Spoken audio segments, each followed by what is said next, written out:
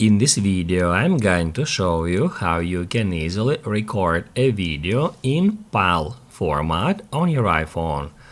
Be sure to watch the video to the very end so you don't make any mistakes.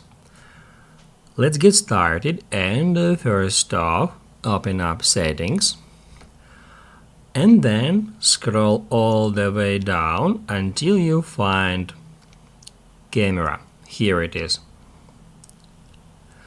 Once you get into camera settings, you need to tap right here at the very top at Record Video. Basically, guys, that's where we can change video formats. However, as of now, it is not showing us PAL formats here.